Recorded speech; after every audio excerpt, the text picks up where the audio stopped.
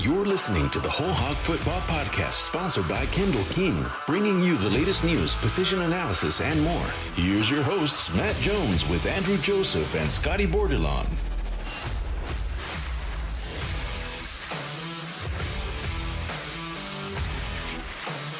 Disappointing loss for Arkansas last weekend, 21-19 to Liberty inside Razorback Stadium, a loss that really puts Arkansas's bowl hopes in jeopardy in some ways. That now the Razorbacks have to beat either a couple of ranked teams here in the next 2 weeks in Fayetteville, win one of those two games, or beat Missouri in the season finale in Columbia. A Missouri team that is only 4-5, but is playing very competitively this year. Matt Jones with Andrew Joseph and Scotty Bordelon of WholeHogSports.com. And before we do the Liberty recap, just a little bit of housekeeping. You'll notice we're recording, or that we've updated this podcast a day later than we usually do during the week. That was due to the basketball game earlier this week. We had to pull our resources toward basketball, so our apologies for that. We'll be back on our normal football schedule next week with our podcast. But the Arkansas Liberty game, yikes, what a loss for the Razorbacks. Just when you think that they put these types of losses behind them, here comes one in year 3 under Sam Pittman.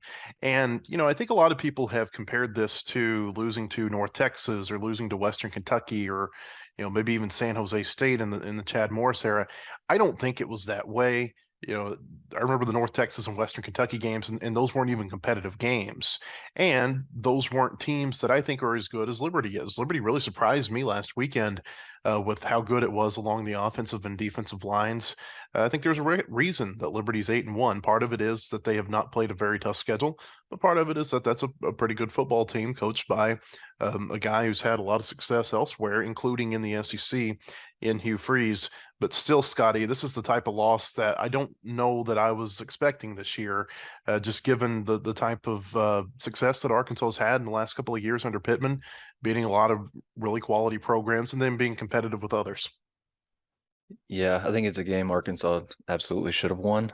I mean, they went into the game 2-touchdown favorites, and I think that caught some people by surprise. But, I mean, Arkansas was playing a G5 team, even though they were ranked. I mean, Arkansas on paper, you know, had the advantage pretty much everywhere. But, you know, when you don't have a healthy quarterback and, you know, the KJ Jefferson's effectiveness and his efficiency, you know, is dependent on his health, a lot of it.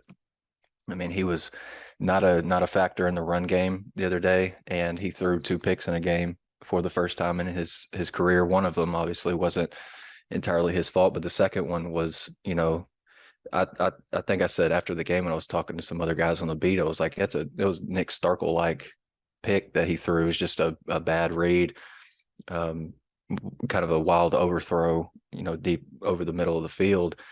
I think, though, that Liberty is better than a lot of people gave them credit for going into the game, and I think maybe we were guilty of that too. That's a team that's got a lot of talent, and it seemed to me like even some of Liberty's skill players, like Arkansas, would love to have those guys. Like, to be real honest, like their elusiveness, their ability to create separation in routes, you know, when they were running against Arkansas's DBs was impressive. And then, you know, Liberty just went out there and won a game against an SEC team on the road with their 3rd-string quarterback. And Arkansas right now, it would appear, given the way that KJ Jefferson played last week, that, you know, that would have been an opportune time to maybe at least go to your second option in Malik Hornsby. But it doesn't seem like right now that they've got just a ton of trust in him taking over the offense. And meanwhile, a G5 team comes in here with their number 3 and wins a game. It was kind of stunning how Arkansas's, you know, rush offense was just completely ineffective. They ran for 3 yards in the first quarter, and they capped it with a 19-yard run. I mean, that was pretty stunning to me. And then to give up more tackles for loss in a game than you have since the 2002 Cotton Bowl against Liberty, I mean, that was really, really stunning. It was pretty eye-opening. And yeah, like you said, Matt, like the rest of the season, you know, they've still obviously got a lot to play for, but it's going to be a real uphill battle to get to bowl eligibility, because you got 2 home games remaining, but they're against teams that have really explosive offenses and are playing pretty well right now. and then a Missouri team to, at the end of the schedule that, you have to go to their place, and they've been pretty competitive at home. I've always thought the thing that sets the SEC apart from most other conferences is the athleticism, the size, and then obviously the skill of defensive linemen. And I thought that's where Arkansas would have the upper hand against Liberty, or one of the areas that I thought they would have the upper hand is that I thought they would be able to push that defensive line off the ball. And it was the other way around. I mean, Liberty, like you said, had 14 tackles for loss, had 4 sacks. I was most impressed, I think, with the way that Liberty's defensive line played. I don't know if that means that their defensive linemen were better than Arkansas's offensive linemen, but they certainly played the better game. You wonder, did Arkansas take them seriously enough? You wonder about things like, should KJ Jefferson have played as much as he did, or at all, if he wasn't practicing during the week, as we found out afterward that he hadn't practiced a whole lot with the team. Certainly the timing looked totally off with the offense. It didn't look anywhere near the same offense that we had seen the previous 2 games against BYU and Auburn, when I think Arkansas had something close to 1,200 combined yards. But back to the defensive line I thought that was the difference in the game, was Liberty's defensive line being able to beat Arkansas's offensive line. And you have to go back, I think, to Hugh Freeze being a former SEC head coach. He knows what it takes to win at a high level. He knows what those defensive linemen need to look like. And I thought Liberty's defensive line was more impressive than what we saw against South Carolina, what we saw against Auburn. And so that says something to me that, you've got an SEC head coach or a former SEC head coach in there who knows what a defensive line is supposed to look like. And they outplayed a couple of the defensive lines, if not more, that Arkansas has seen this year.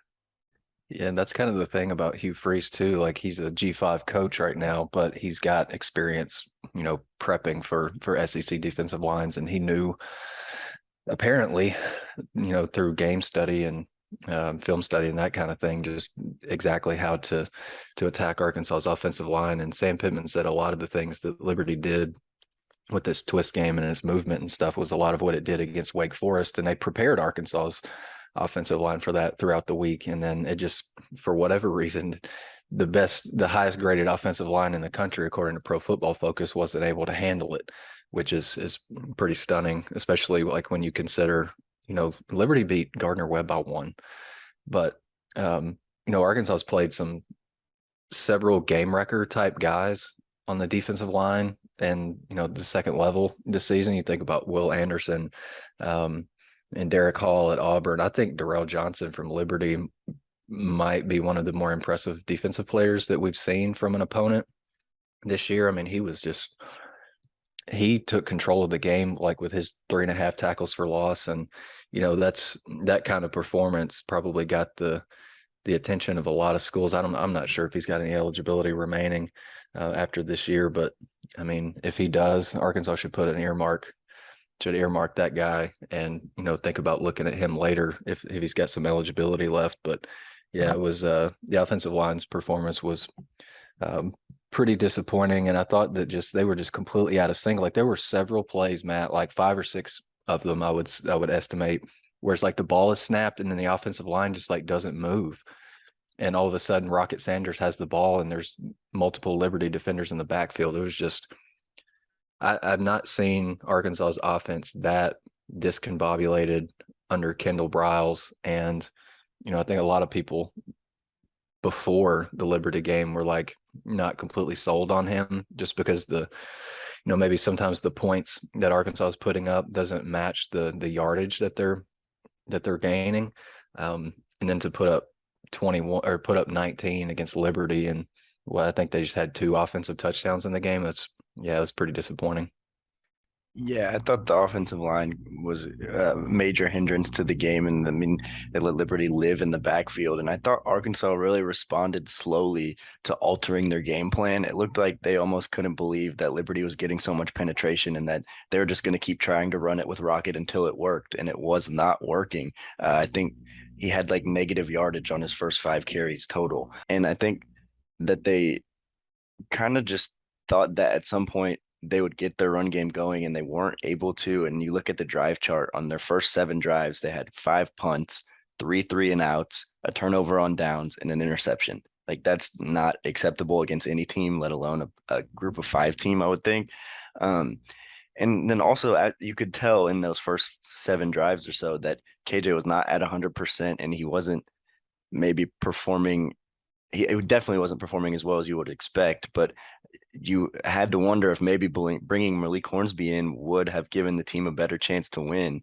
And I think Sam Pittman's loyalty is kind of a defining characteristic of his, but I think his loyalty to his guys and to his coordinators can also maybe be to a fault just because he's slowed to make those personnel changes.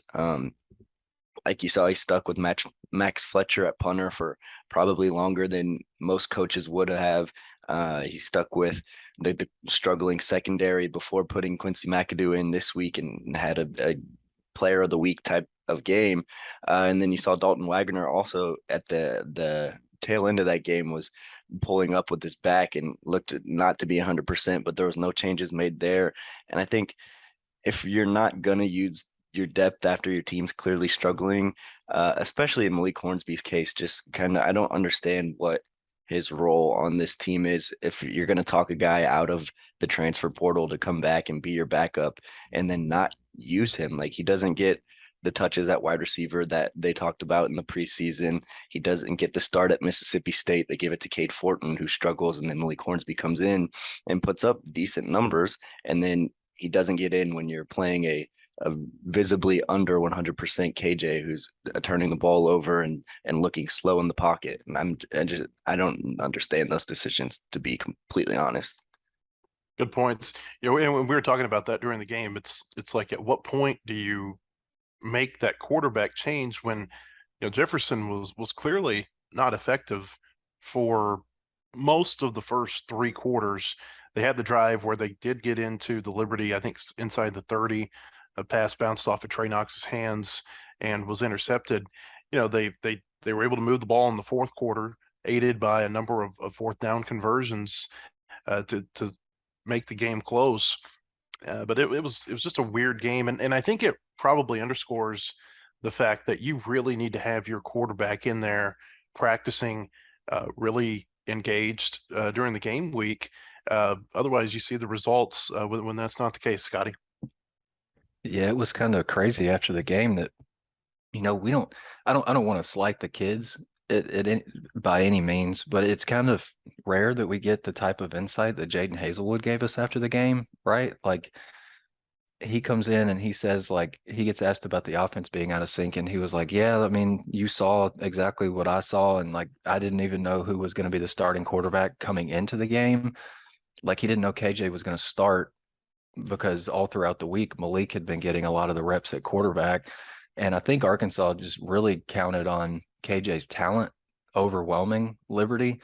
But when you're that limited physically in ways that, really diminish your effectiveness, like KJ hardly ran the ball last week. And that's like a huge part of his game. Like Sam Pittman spoke at the HI Sports Club earlier this week, and he said they found out last year that, to get KJ going, they got him going by running the ball. And I mean, I remember, I think he had maybe 1 or 2 carries in the first quarter and went for like no gain. He also got sacked. And then his mechanics were just I thought they were kind of sloppy. He was flat footed a lot, like even threw some passes that just absolutely floated. And he's a guy, like if he's 100%, like he's going to be a guy that rifles balls in. Like that's kind of, I don't want to say it's the same way as Malik Hornsby, because he could throw a ball through a car wash and it not get wet. But KJ's at least got a little bit more touch, and maybe that's what he was trying to do there. But the zip on his passes weren't there. That was pretty obvious to me. And I think he felt some pressure too, because Arkansas's run game wasn't, as effective as it has been. So I don't know, man. It was a kind of a chaotic week, I would imagine, for Arkansas, just with KJ's availability being up in the air. And they have Malik now as the backup quarterback, and he's taking all the reps. He's probably thinking he's going to play, and then they just go with KJ thinking that his talent will take over, and Malik doesn't see the field. So maybe a little bit disheartening for him too, because a talent like that, with the speed and athleticism, explosiveness he has, he could have, I think, definitely made something of a difference in the run game, at least. we focused a lot on the offense. The defense played one of its better games of the season against Liberty, held Liberty to 315 total yards, to 21 points. And I think if you would have asked anybody going in, hey, if your defense holds, if Arkansas's defense holds the other team to 21 points, with the way that offense had been playing the previous couple of weeks, you would say, it's a slam dunk victory. Defensively, it was a good game for Arkansas. Now, Scotty mentioned that now you've go into a 2-week stretch here where you play two of the hottest, if not the two hottest offenses in the SEC, mobile quarterbacks in both situations that have the potential to really hurt the Razorbacks. But defensively for this one game, I thought this was, kind of another stepping stone type deal for the defense. We talked about it last week. The way they played against Auburn for the first 3 quarters was really impressive until they brought their backups in. And so this is 2 weeks in a row that they've put together what is, for this defense, based on what we saw in the first half of the season, a good result. Yeah, I think if you look on paper and not the opponent's name, like you just see Arkansas shut out a top 25 team in the second half, I think you're pretty happy with that. But at the same time, I don't know. I feel like Arkansas's athleticism should have taken over more than it did, but I think it was kind of the other way around, especially in the first half. I think 3 different Arkansas defensive backs got beat on Jonathan Bennett's, passing scores, and Dwight McLaughlin gave up his first of the year, and that's when I kind of thought that Arkansas might be in for a real fight, just because Nudi's been really, really good in pass coverage. I think PFF put out a graphic a few days before the game that he was like one of 2 DBs maybe in the SEC that hadn't given up a touchdown to this point in the year. And then he gives up one. I think Hudson Clark gave up one, Malik Chavis 2. And then at that point, it's like that's when Arkansas went to Quincy McAdoo. And like Sam Pittman's called him a natural since moving from receiver to defensive back. And, it took Arkansas getting down almost 21 points for some changes to happen. Like Andrew made some really good points earlier, but just personnel changes were a little bit slow. But I do think Arkansas did what it was supposed to in the second half. I think they held Liberty to under 80 yards of total offense, and they absolutely gave Arkansas's offense every opportunity to win the game in the second half. Like they would come up with picks and blocked punts, come up with 3 and outs and big 3rd down, 4th down stops, and Arkansas's offense wasn't able to turn it into points. And that's when the Arkansas's offense being so out of sync, I think really gets highlighted, because there's a struggling defense for most of the season getting you stops, and then it's the offense that can't get things going. So it's a little bit of a role reversal there, which was really, really unexpected to me. I guess what I'm saying is this is not a good defense, but this is 2 weeks in a row where they put up good numbers for this defense, relative to what we've seen this year. Yeah, I think Arkansas can. I should have asked that last night when we were talking to Simeon Blair, just about the confidence of the defense. But at the same time, you're looking at an Auburn offense that's not doing real hot, or they weren't doing real hot before Arkansas played okay them against Starkville. Yeah, they did. They were definitely reinvigorated there. I loved watching Cadillac Williams get so emotional on the sideline. That was really fun. But just it's 2 offenses that aren't particularly explosive, I guess you could say. Like Liberty's obviously had their moments against some lesser competition, but put up good numbers against Wake Forest. But yeah, I don't know.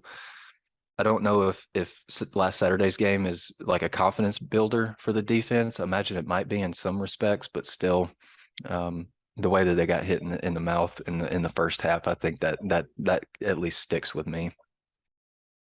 Yeah, I think the large part of the season, the offense has been trying to keep up with the defense, meaning like the defense is kind of allowing opponents to score at will, and the offense is having to shoulder the load and score each possession. But this game was kind of the opposite, where the defense was kind of holding their own and waiting for the offense to kind of pick up their end of the deal, and they just never did.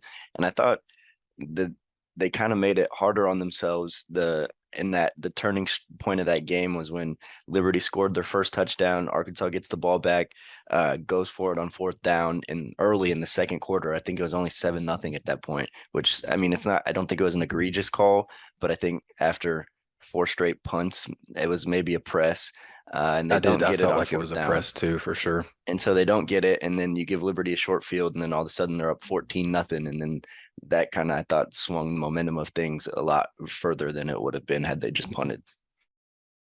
Yeah, I think it was a press. I think it was an indication that Arkansas's coaches there pretty early on could tell, hey, this isn't going well, and they were trying to find a spark for that offense. Yeah, I totally agree with that, and it felt like a press to me. And Sam said at the HI Sports Club in August that he learned a lot from that Auburn game, to not press and, let other teams make mistakes. And I think at that point, maybe he just was like, we've just got to try to impose our will or try to get some kind of energy going. And Trey Knox made a really interesting point last night when we talked to players on Zoom that Arkansas sometimes this year has been guilty. The groups of players have been guilty of just kind of waiting on somebody else to make a play to get some juice on the sideline or bring some energy to the whole team instead of going out there and making something happen. And I think that's a really, really big deal. Is when you're flat as Arkansas was last week, you've got to manufacture your own energy, and your energy level and your talent and your athleticism has to take over, but you can't wait on somebody else to go make a play. Like, you've got to go make the play, make things happen. And I just think Arkansas has been kind of sitting idle at times when things aren't going well and just kind of waiting on something to happen. Quincy McAdoo was making some things happen, and I think that gave Arkansas a jolt, but I don't think it's great that you're waiting on like a true freshman to go make a play, or for the special teams to go make a play to give you some energy. Like the other two phases of the game, those guys have got to really step up. And as Trey Knox said last night, be juice boxes themselves. I think we're going back a little bit to the Drew Morgan, Grant Morgan days. You got to bring your own juice to the game, just to put away a game that you're not particularly playing well in, and just get out and go live another week. The Whole Hog Football Podcast is sponsored by Kendall King Design, Displays, Signage, KendallKing.com.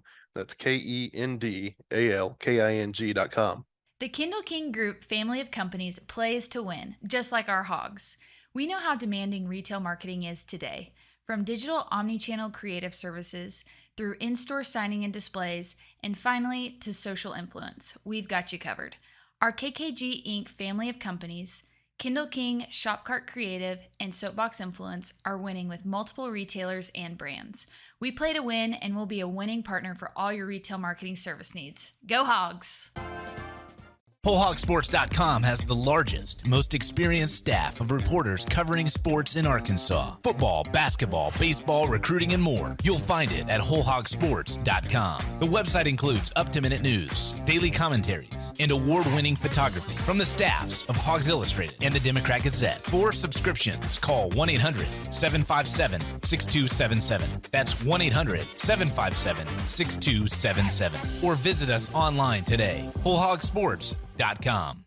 Want more coverage of your home team? Download the Whole Hog Sports Video on Demand app. Check out the Fan Zone and get up-to-the-minute videos, podcasts, and features on football, basketball, baseball, recruiting, and more. Search for Whole Hog Sports on Apple TV, Roku, and Amazon Fire at home. And take it with you on the go by downloading it for your mobile device in your app store. The Whole Hog Sports Video on Demand app. Get it today. Welcome back to the Whole Hog Football Podcast. Arkansas with its second of 3 consecutive home games this weekend against 7th-ranked LSU. The Tigers, number 7 in both the AP and the college football playoff polls this week. A big mover in the AP poll and moved up 3 spots in the playoff poll, which had, I guess this time last week, we thought it maybe overrated LSU a little bit, but then they beat Alabama in Death Valley, and that ranking's obviously justified. They're the highest ranked 2-loss team in the country. They've lost to Florida State and Tennessee this year, and they come into Fayetteville. It feels like just hot as a pistol. Their offense is really clicking. It seems like this team has really matured quite a bit under Brian Kelly this season, and it's no surprise when you look at Brian Kelly's resume. He's won everywhere he's gone, whether it's been at the FBS level or even below. And you're seeing the results of having a real quality head coach there in LSU right now. Yeah, there's no doubt about it. It was interesting during the offseason. A lot of people were giving Kelly grief for, that speech that he made. I think like during a timeout during a basketball game where it sounded like his Southern accent was manufactured or whatever. I mean, people misspeak all the time. I think he was, given a little bit too much hell for that. But there's no doubt that I think he's already one of the better coaches in the league. And I really, I was sitting in my recliner watching the end of the Alabama LSU game, and you've got an opportunity to take down a top 5 Alabama team in your own building. I really admired his guts to go for the 2-point conversion. And Sam Pittman made a good point the other day. Like, if you've got Alabama on the ropes like that in your own stadium, and all you got to do is get 3 yards to beat them, and they can't do anything about it if you score, why not go for it? I mean, I think people would have respected Brian Kelly for going for it, even if LSU hadn't converted that 2-point conversion. I think he's a really good coach. And even like early in the season, when LSU lost to Florida State, you could see, I think even at that point, that he kind of had his fingerprints all over the roster and the way that they were going to play. And LSU, anytime, like, if you've got a dual threat quarterback like Jaden Daniels who can run it as well as he does, I think he's like top 6 in the league in rushing, second in rushing touchdowns overall. That's phenomenal. But if you got a dual threat quarterback who also can spin it pretty good, and he doesn't turn the ball over, he's got 1 turnover or 1 interception this year, you're going to have a chance to be in a lot of games so long as your defense is pretty effective.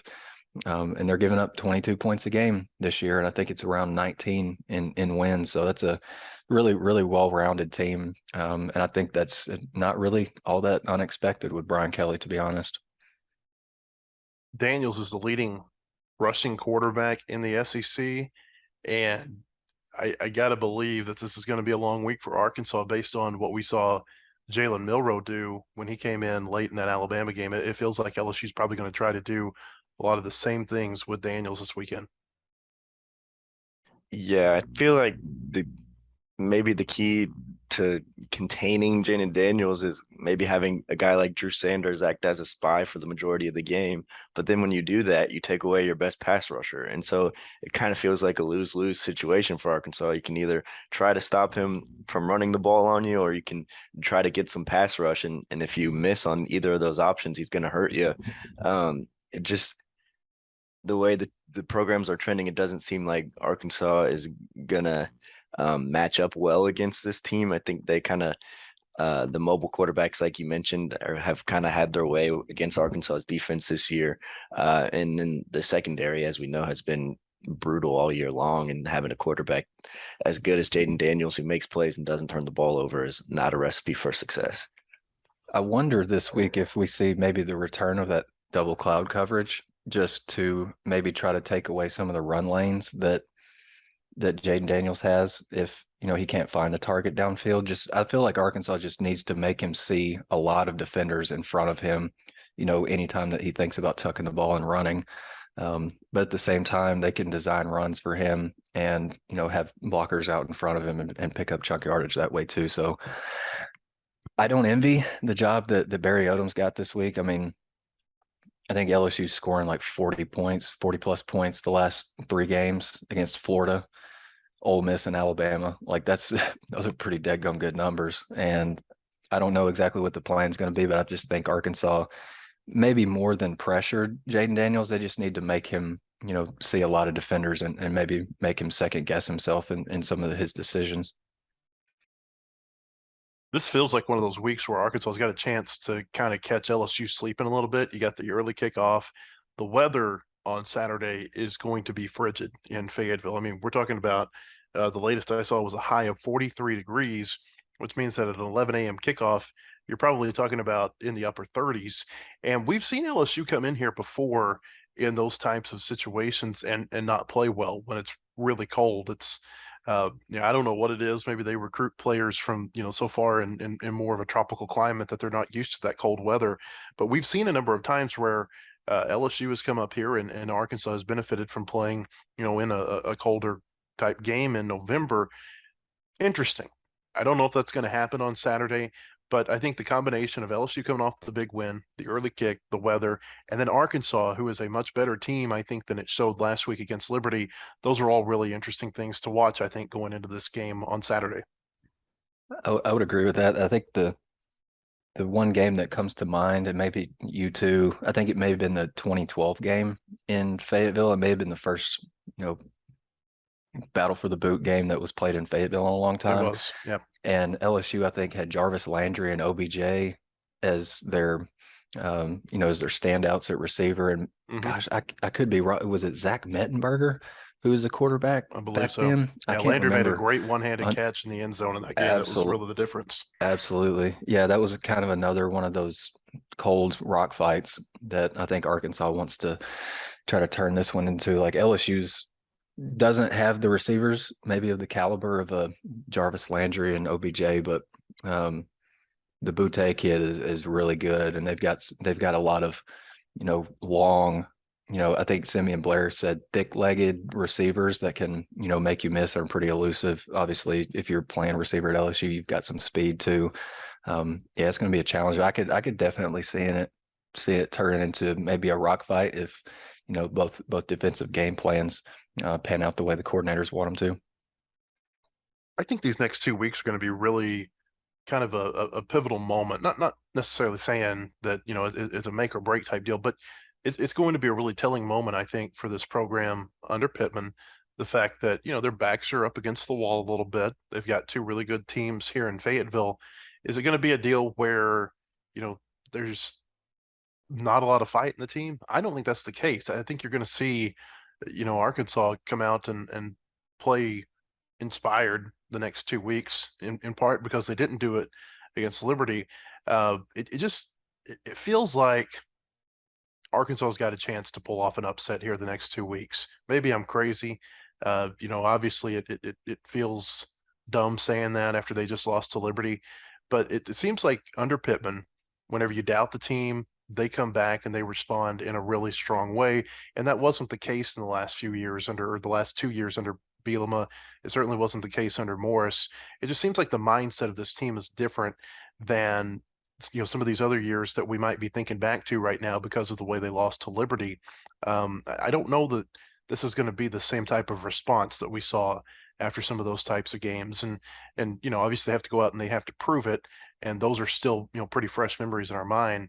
But I just get a feeling that you're going to get a different kind of response than maybe what you came to expect from this Arkansas program over the course of 4 or 5 years that ended a couple of years ago. Yeah, I can agree with that. I think the culture that Sam Pittman has instilled in this team and kind of the belief that they can be competitive in any game, especially after they had such a successful season last year, kind of resonates within the team. And I mean, they haven't overcome as much adversity as they're having to right now up to this point. But I think if the team that played Liberty gets off the bus next Saturday, it's not going to be a fun game to watch, and it's not going to be close. But I don't think that team that showed up against Liberty is who Arkansas is. I think that they are going to play a much better game, and I think that loss will be a motivating factor for them. They didn't play Liberty well. We all know that, and I mean it was their third string quarterback put up 200 yards, 3 touchdowns, and if you can't contain Liberty's third string quarterback, good luck with Jaden Daniels. But I don't think that you're going to get that same type of defense, and I think that they will play maybe. I don't know if harder is the word, but I think that they're going to want this win more. I think the real test of this team might come, if Arkansas falls down 7-0, 10-0, 14-0, what's their response after that? But I do think Arkansas has a good opportunity to start quicker this week, just because I think they're anticipating KJ Jefferson being healthier. I mean, Sam on Monday said that KJ felt better already this week. I guess just on Sunday after getting probably a lot of treatment. He felt better this week already than he did last week. So I think that gives you a little bit of a push to at least begin the game. But I think both sides of the ball have to do a good job of setting the tone. And I still think like the will and the mental toughness of the team needs to really show its head. And if they do get down by maybe a score or two, I think the response to that is going to be, really, really critical. Arkansas and LSU Saturday, 11 a.m. kickoff on ESPN. Come to our website, wholehogsports.com, throughout the week for our coverage leading up to the game. Also, we're in full basketball mode. We got a lot of coverage of Razorback basketball on the website this week, and the Basketball Podcast of Mid-America will publish again on Thursday. We'll have our recap of Arkansas's season opening win over North Dakota State and look ahead to the next couple of games that they're going to play against Fordham and South Dakota State as they gear up for their trip to Maui here in less than 2 weeks. For Scotty Bordelon and Andrew Joseph, I'm Matt Jones. We appreciate you joining us, and we hope you'll join us again on one of our podcasts, including the Whole Hog Football Podcast, previewing Arkansas LSU later this week. The proceeding has been a production of wholehogsports.com. Look for our latest podcasts on Apple, Spotify, or your favorite podcast store. And visit us anytime at wholehogsports.com for the latest news and commentary.